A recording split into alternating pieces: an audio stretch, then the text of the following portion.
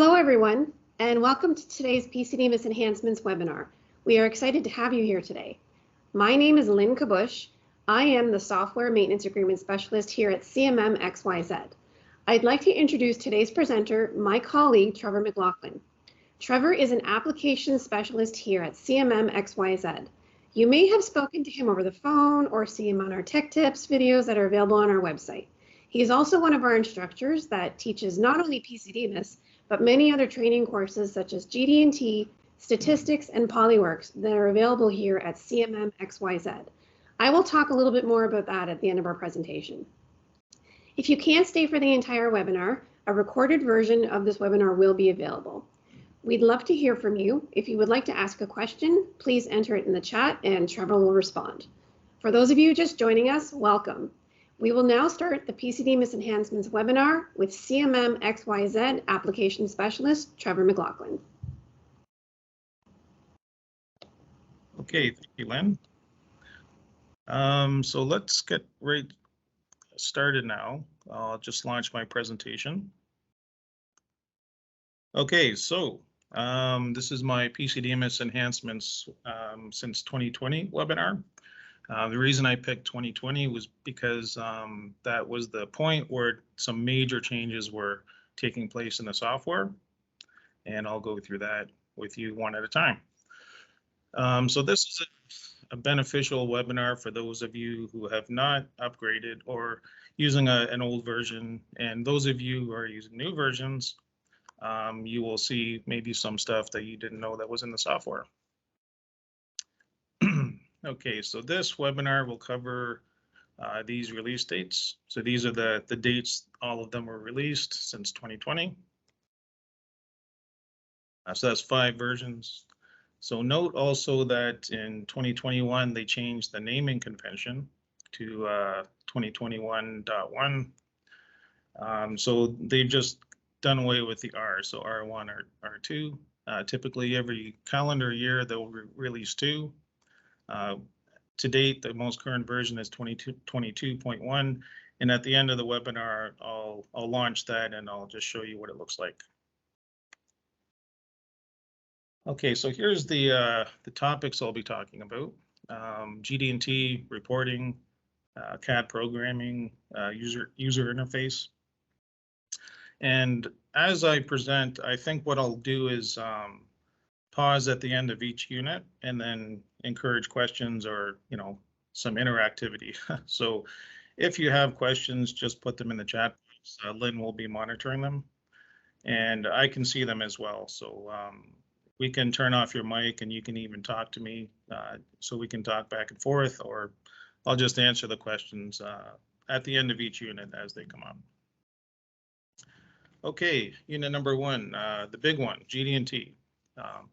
So another reason I chose 2020 as the start point for this What's New webinar was because 2020 R2 saw the culmination of a years-long project at Hexagon where they radically changed how GD&T is dealt with in the software. The goal was to become more compliant with ASME and with ISO. They changed some of the math, some of the dialogues. So let's just get right into it and I'll show you. So the first thing you'll note is as of 2020 R2, they've done away with exact measure as the name of the dimensioning type, and they've introduced what's called the geometric tolerance command. So this is a look at the dialogue and you can see the comparison. My 2020 R2 just has the dark theme. So you'll notice in the first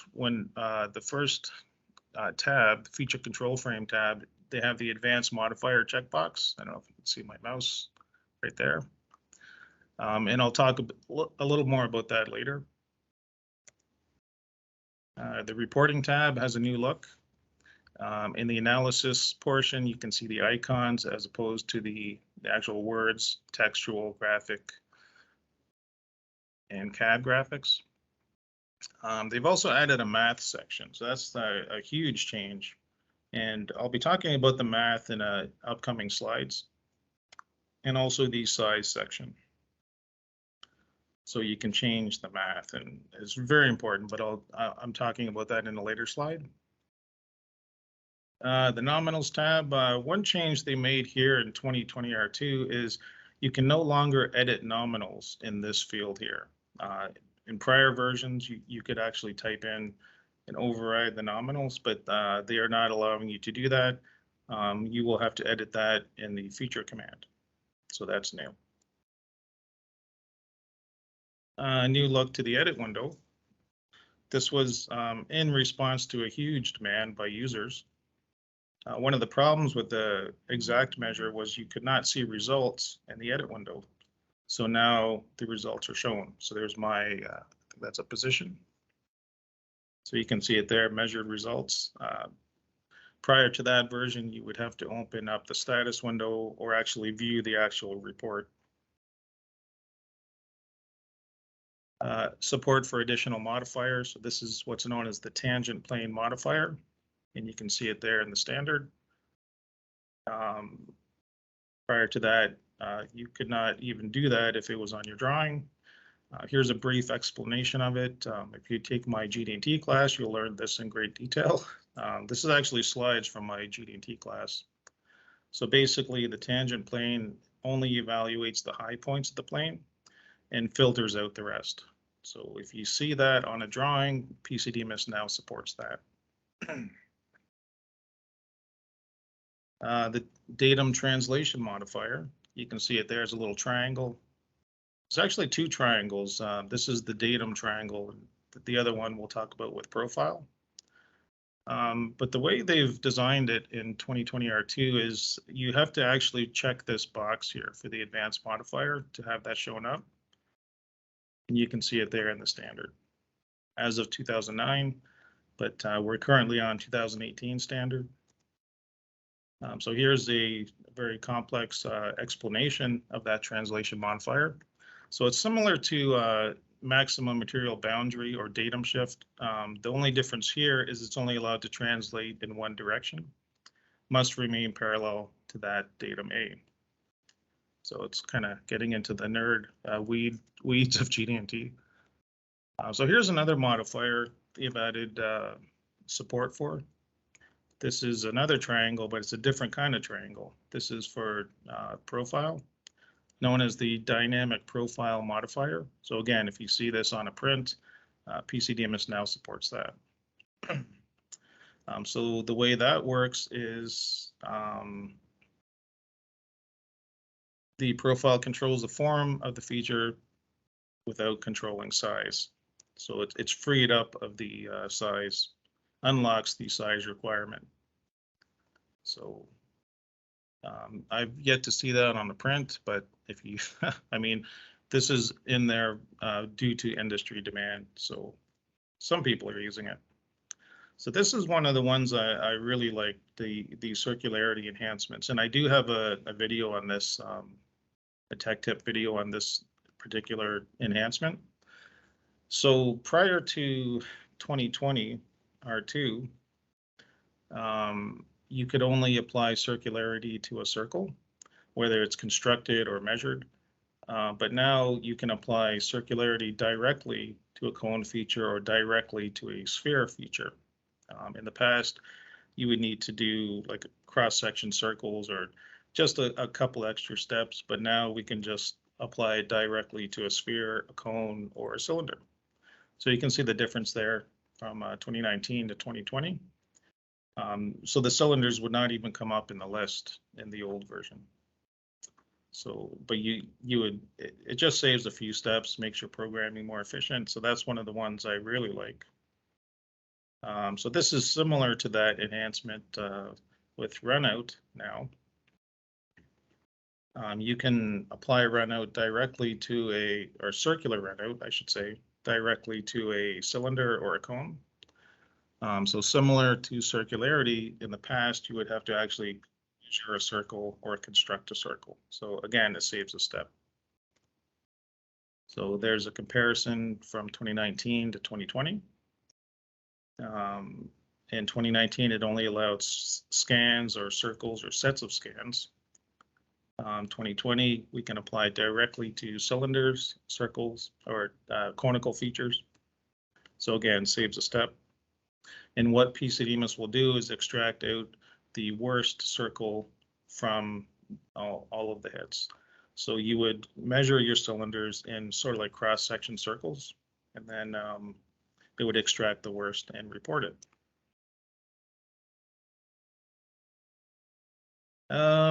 New math for concentricity and symmetry. So I will note here that concentricity and symmetry have been removed from the standard as of 2018, but obviously they're on numerous prints out in industry, so they're not going to take it out of the software. It's still there. So what they've done is actually change the math, or given the option of the user choosing the math, I should say. So as per the standard, the ASME math standard, this is how concentricity is meant to be evaluated by what's called median points. But up to this version of the software, the 2020 R2, it was not evaluating median points. It was, the math was evaluating the axis of the considered feature. So now we have the option to choose median points if you want to be exactly adhering to the standard. Depending on the length of the cylinder, the difference might not be that much, but the point is they're forever trying to get closer to full compliance with the standard. So that's a new math that's added, but you would need to activate it because by default, I believe it's set to axis. So this is a big one, the new GD&T math options. So this is what I mentioned in a previous slide. And this is a great new addition. So there's two different math types. So the one called least squares would be like an average plane in this example. So anytime we're using GD&T, the math is now called constrained least squares, which is simulating the actual assembly application. So how that would rest on a granite plate, for example. And I don't like the wording, but PC-DMIS calls this default math. And that is what you can change in the software. So you can change it in the dialog box for the dimensioning. And actually, I'll show you some examples in upcoming slides. So this math also applies to circles. So this is close to what you would consider maximum inscribed. So in other words, anytime you're using GD&T, it will always evaluate external to the material. So simulating an assembly application or a mating application, right? So and this is from the math standard, the ASME Y14.1 2019, and they were waiting until that math standard came out to actually apply it inside PC-DMIS. So they've done a good job there. So this is actually a video. I'm just going to click to launch it, showing you here how you can change the math. So if you don't want to use default or constrained least squares, you can set it to average. You can make the change global in setup options, F5. And you can see there, and also you can change the standard and make that the default standard to ISO if that's what you work in. In North America, we primarily work in ASME. Okay, so we'll just end that.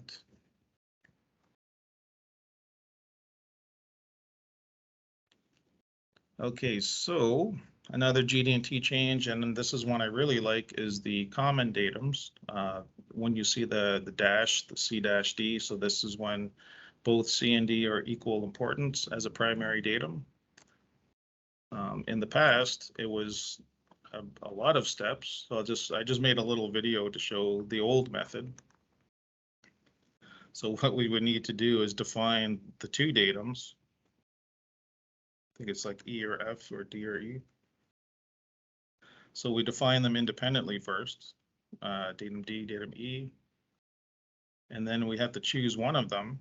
So the first one, And then this is the weird part. You actually have to click with your mouse, type a dash, and then type the other one in with your keyboard.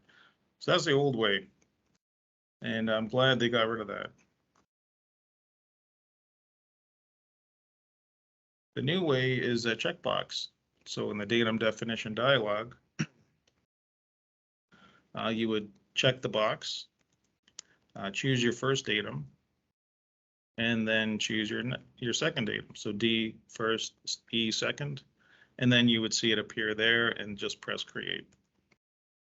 And then it's there. So a lot more intuitive. The old way was difficult for me trying to explain to someone over the phone, put your mouse there, click on it. It was kind of crazy.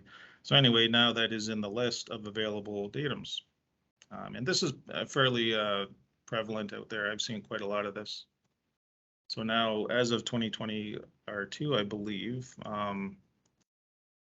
you can do it that way. So this here was a big change. Working in tech support for so many years, I get millions of questions on profile calculations. So as of, I think 2020 R2, they've changed the profile math. Before that version, we did min plus max. So a lot of you out there will know this. You would add the 3 and the 2 to output 5 thou in this case. The new math, as per the standard, the math standard, is 2 times the max. An easy way to say that is it's now the same as ISO. So that was a huge change. So it's a lot of people are happy about that because it didn't make sense a lot of times just to add the min and the max. So now, no matter what, it's 2 times the max, and in this case, it's a single value reported as 6 thou. Another thing they've added in setup options is that checkbox there to display min max values in the edit window. There's my edit window. So with the checkbox checked, you can see it there showing the 7 thou plus, 7 thou minus. With it unchecked, it will show the total 14. Either way, you see results, but you just have the option here to choose how the results are displayed. Okay, I think that's the end of GD&T. Okay, reporting. So there's been a few changes. Some to do with Excel form report, which I'll talk a bit about, and 3D PDF reporting. Yeah, so 3D PDF. So this is actually pretty cool. I was just this past week, I was playing around with it, and it's kind of a neat option introduced in 2020 R2. So you can see the radio button there to do a 3D PDF. Yeah, so it launched in 2020 R2. So this allows you to do offline analysis. So you send this to a customer and then they can actually rotate the model and put notes and do all sorts of cool stuff. Pan, rotate, and zoom to look at deviations, add comments to the report. So I made a little video just to show you me kind of playing around with this report, and I'll just run that. So this is a 3D PDF report, just opens in Adobe. And you can see you can rotate it around. I'm going to add a comment shortly. And you can actually save all these views, like when I do notes, and then you can access them through a drop down. So I can't remember what I wrote here, like missing dimension, something like that. So if you guys haven't tried this, I would say, definitely try this because it's pretty cool. Yeah, so then you'll see, I'll then go to the drop down list and you can return to different saved views. I think there's a report view. I'll just go back to that. So that's the original view that I exported from PC-DMIS.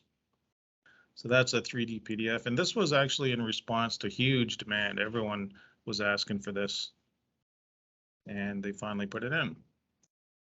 A really big change was the simplified position reporting. Prior to 2020 R2, it was a mess. There's so much going on here. So what they did was take out all the stuff that they didn't need. Again, in response to huge demand.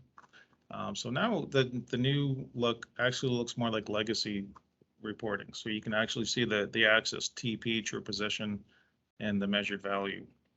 They've taken out datum shift reporting. It still does datum shift, but they've just removed that from the report. So now all we see is the feature size and the position. That's it. So you can see it's a far more streamlined report, and it's been pretty well received. That brings us to Excel form report. Hugely popular, and I know I've worked in tech support with some of you on this, and I've done at least 2 videos on it. So this is an example of my template. So what this does is let you work with your own templates. You set it up in Excel like this, and then PC-DMIS will put the results into the cells that you want. And it's fairly easy to set up, actually. Actually introduced in 2019, but they've enhanced it a little bit in upcoming versions. This is a look at the dialog where we set it up. We basically drag and drop what we want in the cells, like nominals, tolerance, deviation, etc. And then we tie trace fields to it. So we link a trace field from our program into a specified field like programmer name and so forth, shift. So as of 2020, they've actually removed the old wizard. Like some of you may have remembered this PC-DMIS to Excel wizard. That's now been removed from the software. It's been pretty much obsolete for years, and I guess to avoid bugs or whatever, they took it out of the software.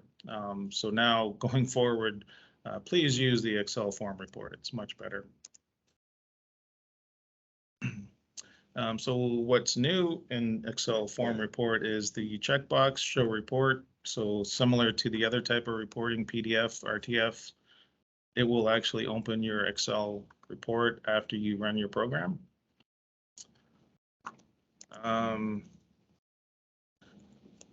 Another item that was added was the summary section. So you can add these to a cell, like in your template. Number of measured, number in tolerance, number out of tolerance. So they've done all the code for you. You would just drag those over to a cell. And this was also in response to huge demand. Excel form report now supports conditional formatting and macros in Excel as of this version, 2020.1. Okay, so that's the end of my spiel on reporting. Okay, so I'm just going to move on, just checking my clock here. Okay, so the next topic is CAD programming. So quite a lot added in this section. And this is something they're constantly improving. And the enhancements to paste with pattern has been amazing. I love this. So what they've done as of version 2021.1, they've added this section here called center of rotation. Very handy. Prior to this, if you did a pattern with a rotate, it would rotate about the coordinate system. So you would have to switch your coordinate system center to where you want it to rotate. Now you can simply type it in. And the neat thing here is you can actually, with this box open, you can actually click on your CAD and it'll fill in these values. So that's a great new addition. They've also added this checkbox, apply paste with pattern on OK, which is a huge time saver. So you would just copy your what you want to paste with pattern, open this dialog, set your offsets, and then click. If you check the box, it will apply that pattern when you click OK. And I have a little demo I'll show you on that shortly.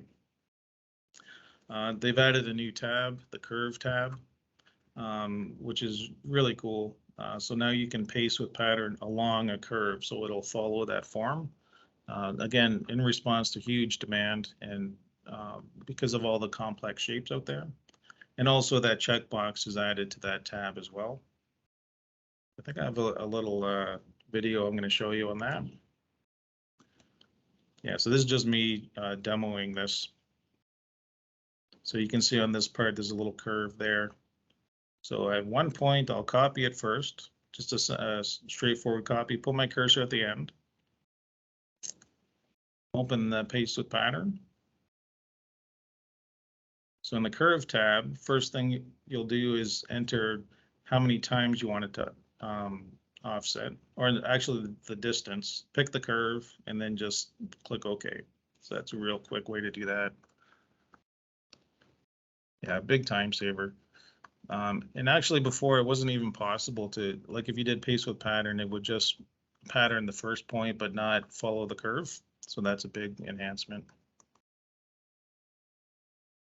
Okay, auto feature enhancement. So you can now have a different value for avoidance move before and avoidance move after. Again, I believe this came from the Idea Center on the PC-DMIS forum. So they added that in 2021.1.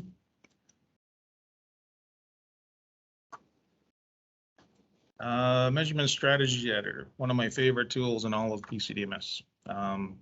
What they've done, I think in 2021, was they added these toggle buttons, which means you can now decide what will show when you edit on the fly, what parameters will show.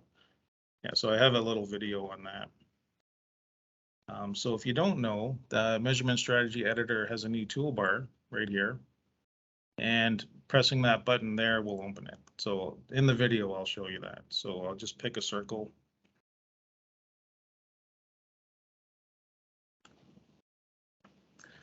And if I want to edit on the fly, the only thing I can edit was those two values. So what I'm showing here is how I can add more parameters that are accessible. So in the circle category, you can see all those toggle switches. So when I turn them on, I'll be able to edit those on the fly. So that's a great new feature. Huge time saver. So I'm saving this as a group, just calling it new group. So then what you do is you select the save group. And now in the parameters, I'll see more things that I could change. So that's brand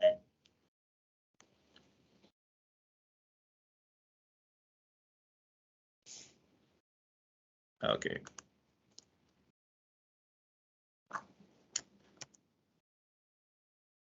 Something else they added, and I just actually did a video on this topic last week, a couple weeks ago. Something called smart parameters, which was added, I think in 2021. It's that little grid you see there, that that green grid. So what this is the number of hits based on the size of the circle. So the larger the circle, it'll assign more hits. Something that you can actually edit. So what you see here is the default values for smart parameters. So bores up to 10 millimeters get 6 hits, 20 get 12, and so forth. And that's something you can change as well. But and if you don't want to use smart parameters, you just click the button, it turns gray, and it'll go back to the default number of hits for all circles. So that's something they've just added recently. Another new thing, and I just discovered this actually in the last couple of weeks, the constructed extreme point. Again, this was from the Idea Center. Someone was requesting this. So what that will do is take a scan and then extract out the highest point or the lowest point, so min or max. This came out in 2021.2, so it's pretty recent. Prior to that, you would need to do all of this code. So this is actually from a video I did on how you would use the code to extract out that point. So what they do now is they've done all the code for you, and you just do a simple construction. So here's my video showing that. So after measuring the scan, it's just a simple construction now. So you can see it there. It's a new item they've added. So select the scan, select extreme point. decide whether it's min or max, and pick an axis direction. Simple as that. So a huge time saver.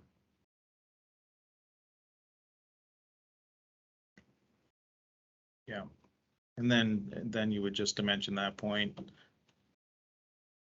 There you go. Yeah, so that's nice. That just came out a couple years ago. Okay, so that's actually the end of the CAD programming section. So the last section, user interface, is a pretty short one. So okay, so the user interface section is, I'm just going to most likely do that inside PC-DMIS. Some notes here, yeah. So one of the big changes they made was in summary mode. I know a lot of you don't use summary mode. Some of you do, some of you don't, but they've revamped that. So let's just head on over to PC-DMIS and take a look at that. So back here, yeah. So summary mode has gone through some changes. Whoops, let's take a look at that. So you can see a whole bunch of colors actually. So they've just kind of modernized it. When the dimension is out of tolerance, you'll see this little red bar, and they've added this visibility toggle. So this is feature visibility. So for example, datum C, you can turn it on and off just with the eyeball, and you can now there's this little peek window as well. So as I hover over, you can see results. So in the past, you could not see results in the summary mode. You'd have to expand the tree and all that. The other thing is now to edit the features, you can just simply double click and it opens it up. So that's new. That's something I really like as well. So just double click any feature for editing. So I'll go to the home page now. Do you want to admit that person, Lynn? Yeah. Okay, hang on a sec.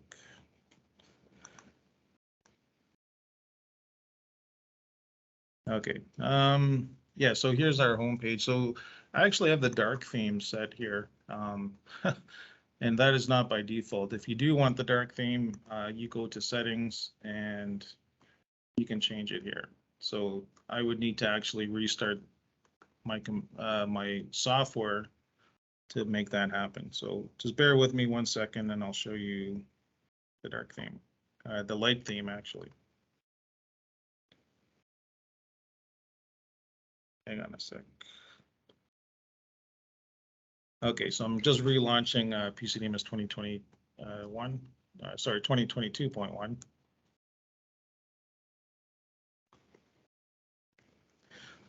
Yeah, so if you have any questions while it's launching, go ahead and ask.